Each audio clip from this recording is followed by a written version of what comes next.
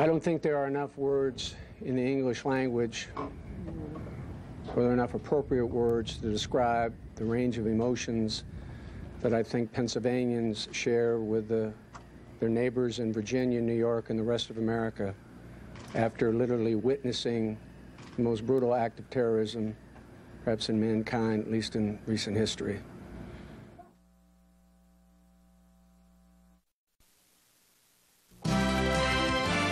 This is CNN.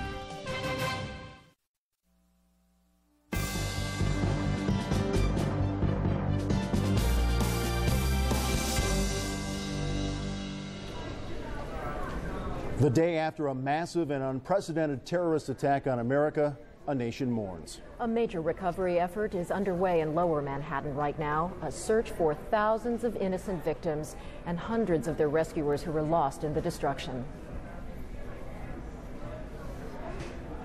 And good morning, I'm Vince Giullini along with Carol Lynn. And Lower Manhattan this morning lying in a mountain of rubble, fewer than 24 hours after the world's worst ever terrorist attack. That's right, Vince. Efforts are underway at this hour right now to find what is feared to be thousands of victims. Now, here are some of the latest pictures, and as you can see, heavy equipment is now on the scene for helping.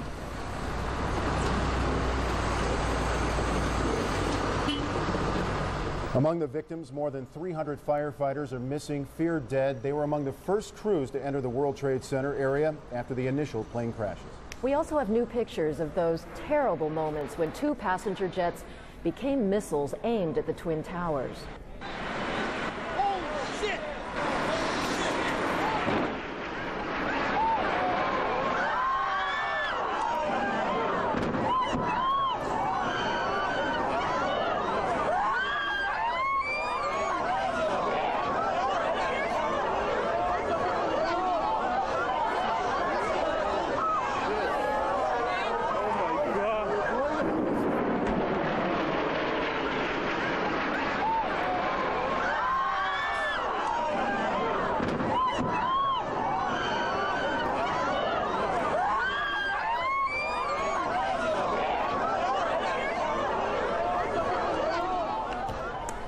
More than 20 hours later, it is still seemingly unbelievable that this even happened. CNN's Garrick Utley is live in New York for the latest on the rescue operation. Garrick, do we yet know how many people survived, how many people died? We can't even begin to speculate on that, Carol. The mayor, other government officials have said they're not even to try to guess, although the figure will obviously be in the thousands. It's now just after 5 a.m. as you well know, here on the East Coast of the United States, here in New York City. And this is the time that this metropolis usually starts to come to work, get up and get at it in the New York way, but not this morning. Nobody's really coming into town. The streets, even at this hour, are still empty. The only sounds we hear is the occasional siren of an ambulance or a police car racing around Manhattan Island. The rescue work, as we saw just a moment ago, is continuing. It has been going on all night down at the World Trade Center site. The generators with the floodlights were brought in. The fire department is still there. Rescue workers are starting to move the rubble, the giant earth-moving machine. But of course, this is going to go on for days and days. And what is really hard for many, I think, of us to understand or comprehend, that what seems to have been a trauma that has gone on for an eternity has really been with us for, what, 20 hours now. And it started under such different circumstances. It was such a beautiful morning. The air was clear over Manhattan, the sky a rich blue. The two twin towers stood tall, anchored in bedrock of granite, so secure, so unshakable. And then, we have seen smoke and destruction before, but we've never seen madness like this, or catastrophe like this.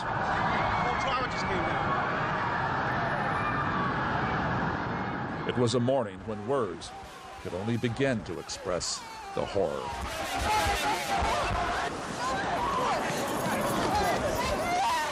It was like a blizzard, but a blizzard that wasn't cold, a blizzard that had no wind. It was just hot. There was an enormous fireball. There was fire, debris falling to the ground, and then just a whole kind of mushroom of smoke that sort of just billowed up. We knew that some of what happened this morning could happen. that there could be another attack on the World Trade Center as there was 8 years ago, that terrorists might attack the Pentagon and hijack commercial flights. But how could we imagine that all this could happen?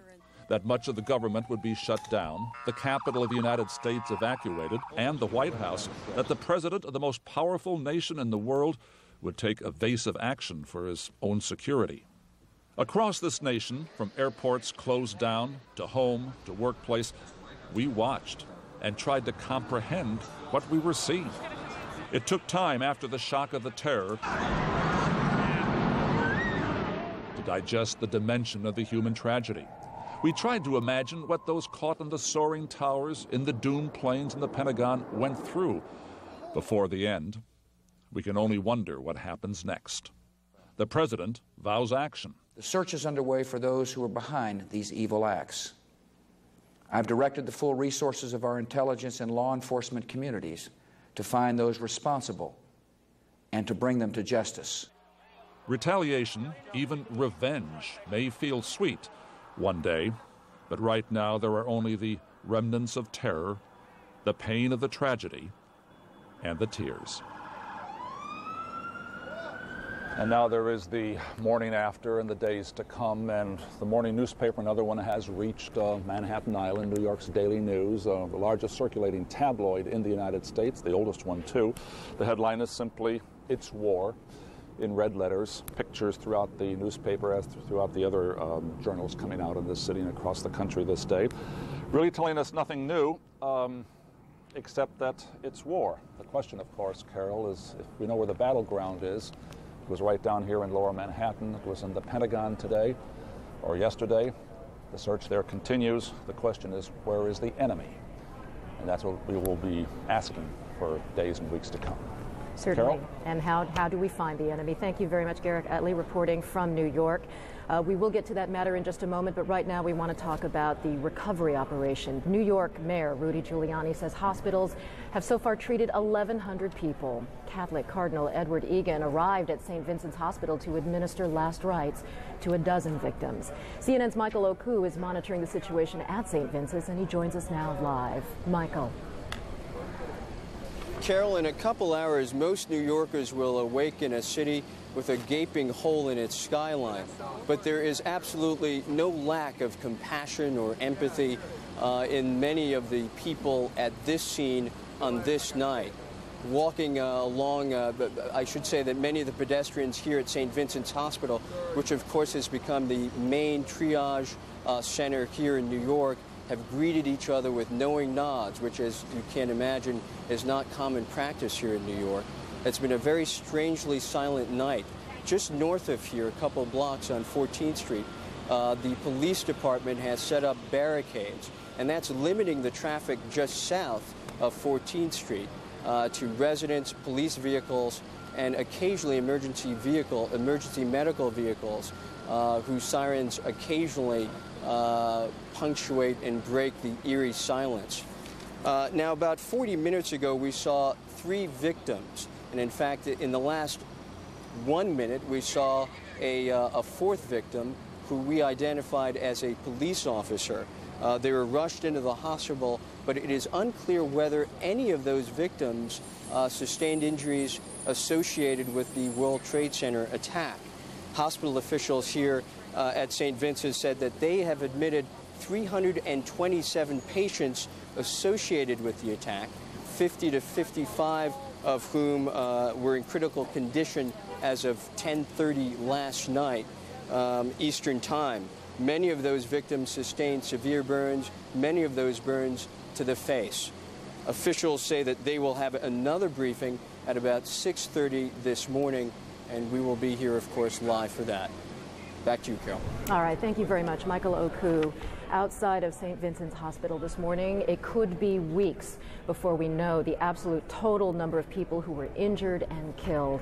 And of course, the hunt for suspects does go on. Last night, President Bush, in an Oval Office address, promised to hunt down those responsible, denounced this failed attempt, as he called it, to scare the United States. But what are the administration's options? Former State Department spokesman and former Assistant Secretary to the State Department, James Rubin, joins us now from our London bureau. Good morning, Jamie.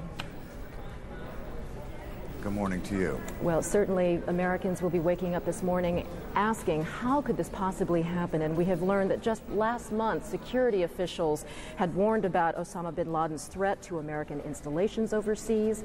Just last Friday, the State Department issued travel warnings to Americans. So how is it that the American intelligence community failed to detect that something like this could happen? Well, I suspect that is the $64,000 question that's going to be examined day after day by the committees of Congress, by the intelligence community itself, and by the administration. Clearly, what we've seen is an attack not just on the United States, but on the nerve center of the civilized world, which is what the World Trade Center is. And I think in terms of the administration's options that you mentioned earlier, I think first and foremost, they're going to have to nail down if this really was Osama bin Laden. It certainly has all the fingerprints of an Osama bin Laden or his followers' attack. It follows closely on ideas that were discussed in previous attacks, namely to take over jetliners and crash them into American facilities. It follows on their attempt to destroy the World Trade Center before. So it has all the fingerprints of Osama bin Laden. I think the important point that President Bush stressed last night is that we are not going to allow governments to come up with ridiculous arguments, such as the Afghanistan government, that somehow Osama bin Laden, who's masterminding these attacks, is a guest of their country and therefore can't be turned over. We're now at war. The lower part of Manhattan is a war zone. The United States has never been attacked like this before. It looks, unfortunately, like it may be on the scale of Pearl Harbor in terms of the deaths of Americans by surprise.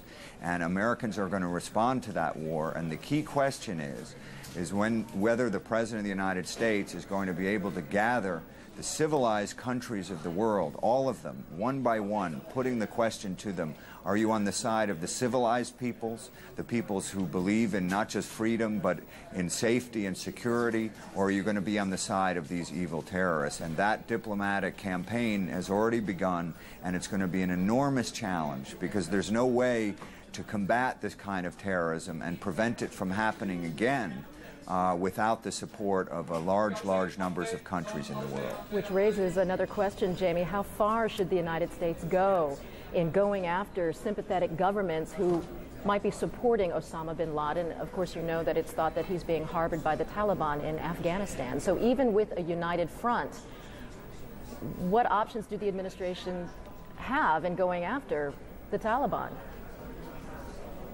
Well, I don't think there's any question that the Taliban are harboring Osama bin Laden. They've been doing so for some years now. I don't think there's any question that there are other individuals around the world who have been part and parcel of his fundraising apparatus and who have given aid and comfort to this enemy of the United States. In terms of military options, economic options, diplomatic options, at this point I think it would be premature for me to say, except to say that when people talk about military action, it should not be thought about as retribution. It should be thought about as preemption. This organization has acted before, time after time, against the World Trade Center, against the embassies in Kenya and Tanzania, against the USS Cole. If indeed they acted yesterday, as it looks like they did, they are going to act again. And the use of military force is not for some retribution or revenge, if it comes to that. It's to deter and preempt them from acting another time and killing even more people than we've seen in the last 24 hours. So, Jamie, take us into the process then. Take us into behind the scenes at the National Security Operation and at the State Department. What discussions are being had today? Who is sitting at the table? And what decisions are likely needed to be made in the next 24 to 48 hours? Well, I think on the domestic side, obviously, the emergency system is going to be put in place to try to help the city of New York and the state of New York deal with its tragedy in Lower Manhattan and obviously the tragedy at the Pentagon and in Pennsylvania. On the foreign policy side, the national security side, I think the first order of business is to determine if there are any other potential capabilities for these terrorists to take over aircraft again. And I think by stopping the flights and changing the security apparatus by which pilots operate will be prime on the agenda.